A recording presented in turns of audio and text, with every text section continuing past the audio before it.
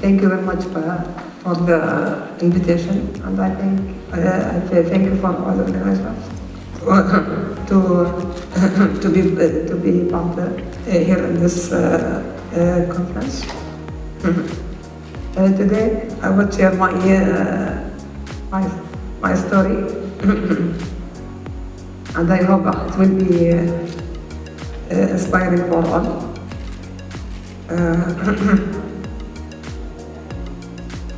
So when I am 6 years old, I am as a normal boy. I can play, I have time of fun, I can go everywhere, I can move, I can jump, I do everything.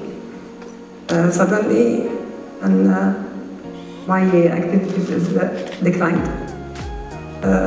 So my mother is observed many symptoms that especially I cannot walking normally, and it is I have some swelling in my leg.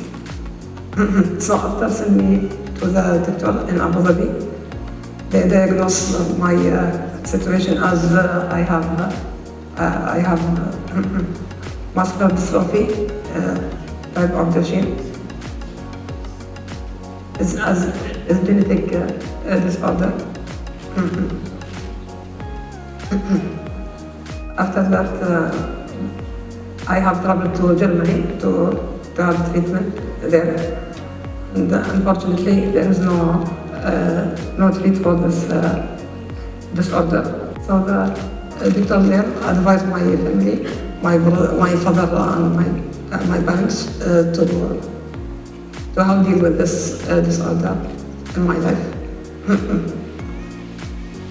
So after I come back to my home, my parents, they encourage me to have normal life. They enhance me to they encourage me to go to the schools. Even one day I can't attend the school. My mother, whole day she not talk to me because she said, don't look to your disability. You should continue your life. You should continue your passion as you're acquiring your education.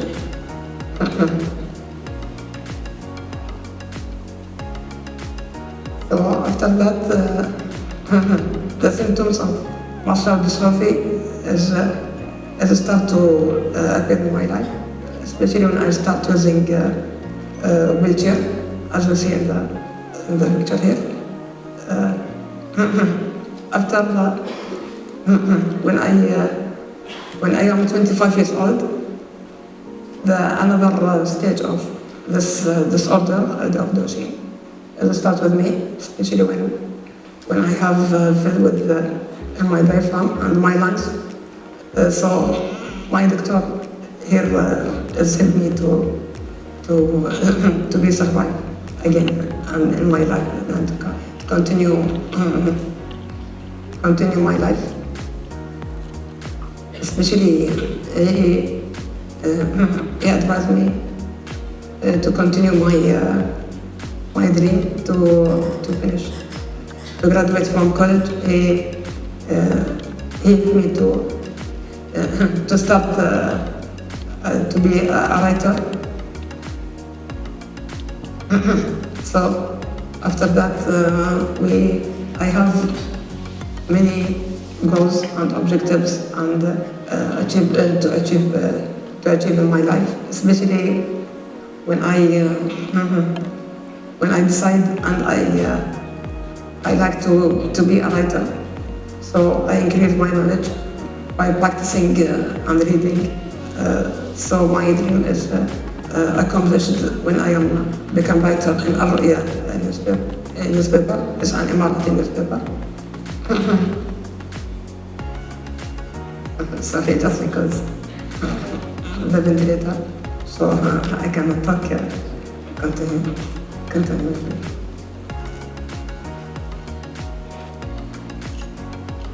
So after that, when I am when I am, before I went to the hospital to have a ventilator to my, to help me to breathing normally. I went to the college to register, to registration there. So because this symptoms, I cannot continue my education. But all of this is not, I not give up. So I continue my education. I continue my life to have to graduate from the college, and this achievement is happened in 2018, last year, when I am graduating. I graduated from the higher college in Bachelor of Information Technology.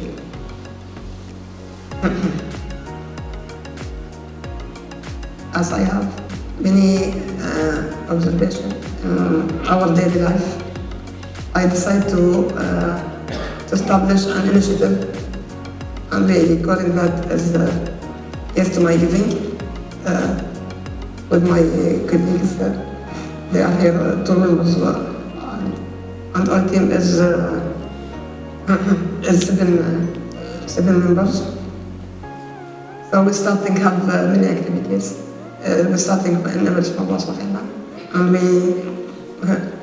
we start to develop and establish many workshops to empowering people of determination.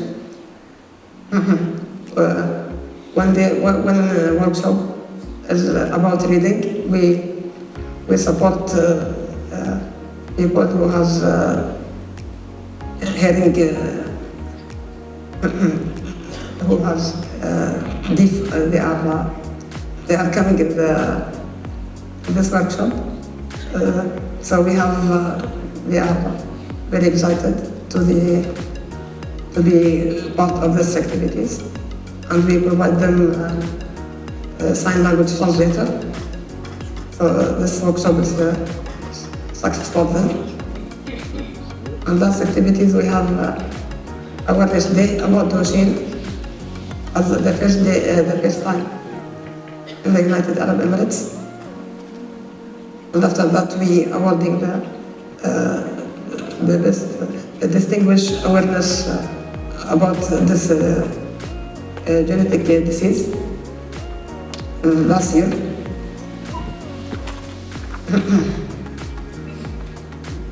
We participate in many activities as volunteers, especially in Telefox. As we can see here, they are all members of the University of the British University of Dubai. In Dubai, they participate together, and they have to my giving team in the Telefox run, which is enhanced cancer treatment program in United Arab Emirates University.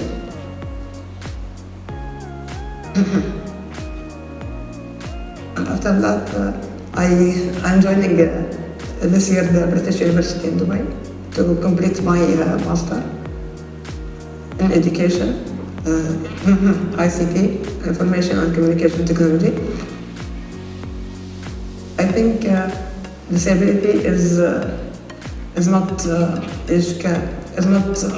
give us any obstacles or barriers to continue our life normally. Even we have challenges or we have many difficulties in our life, but there is many factors that have supported us. The first one is the family, who is always supported me, and they all around me, especially my mother. She supported me during my life since I am a kid and until now, and she always inspiring me to send message to all that we can challenge ourselves and we can provide any solutions to our life. In the end, I think our life is in our hands. We can decide which path we can choose to continue our life. Our decision is support us to continue our life. And thank you very much.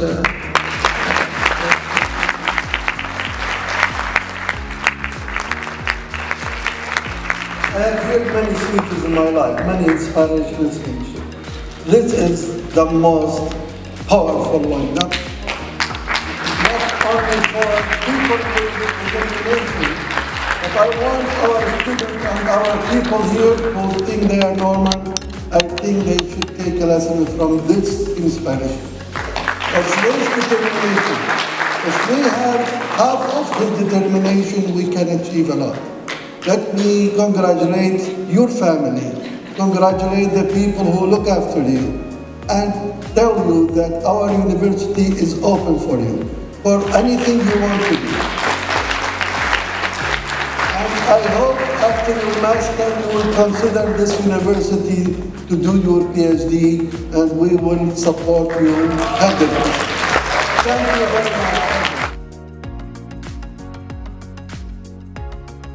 Would like first to thank all the organizers for this conference. Very proud of our Abdullah as well. And wonderful speech. Well, I think inclusion means everyone to education without any, we should not look to their disabilities at all. So we should provide everything equally, without let them even feel that they are the main one. This is what it means for me. What you see as the main challenges towards inclusive education, and I'll start with Dr. Khawla again. Well, honestly, during my writing for my thesis,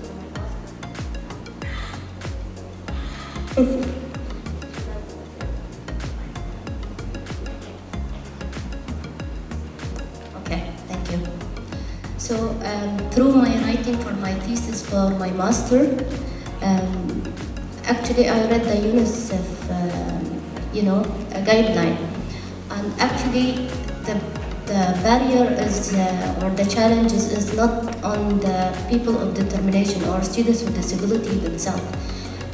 They say that the problem is with the institution, or they mean everyone around them. And I think this is true. Let me share with you a story which happened to myself personally. I was doing my bachelor degree in 2012. I met a student, and our college director, he nominated me to invigilate her for SIPA exam, which is before MSAT exam. And he said, I have one special student need student. I would like you to invigilate her for exam. I said, okay. So we sat together in a room, me and her. I was trying to communicate with her. And I was talking, she wasn't responding. And then I said, okay, you have a time, and this is your paper. Just go and write, just answer. So what she did, she took the paper, she put it on very close to her face. And then what I did with that paper, I flipped it back and I wrote hello. Then she said hello back, which is, wow, I can communicate with her now. And then I asked her, what's your difficulty? She said, I cannot hear, I cannot listen. Sorry, which is hearing, I'm listening. I cannot see very well and I cannot talk. So 3 main difficulties, and then I said, well, I have no idea what to do, and imagine or not. While she was doing her exam, I decided to do my master degree in inclusive education, because I wasn't aware, the institution were not aware, and finally, Since I finished my bachelor immediately, I sought my master degree, and also I jumped to my PhD as well, because my mind went so far. I was saying how we can help them, how we can support them, how we, what's our role for them, what is the law, or how we can support these individuals. So this is the main challenges. I think we have to be aware how to communicate, how to deal, or how to support these individuals. Inclusion is, do you agree that including the students in your class or not? Well, about maybe 75% they said no, and I called it inclusion is unfair. It's really unfair for both students and the teacher themselves. You cannot, for example, if I am a math teacher and I've been educated only just math, like I've done my bachelor degree, my diploma degree, or my master degree, everything is just related to mathematics, right? I have not been even taught how to deal with these individuals. So most of the questions were not related to their skills and experience. And lack of training is the main challenges in the schools as well. And to have a training, 1 week is not enough. 2 weeks is not enough. It needs to be longer, like a month or a course, like a diploma course. Here, everyone will be aware of how to deal with, students with disabilities. And related, for example, even if you have a blind students or deaf students in your class, you have to be trained how to communicate with them, not in general, because I did ask such a question in my thesis as well. Do you prefer to learn a specific which is related to each type? Most of the answers yes, because even for example, for autistic, if someone will fall or scream, and at least they will be aware how to deal with that case. That's why it is really unfair. Thank you very much. Dr. Khawla, thank you. Dr. Nita, thank you. And Mike, thank you. Thank you to the audience members who stayed a little bit extra to listen to us answer the questions. Thank you very much.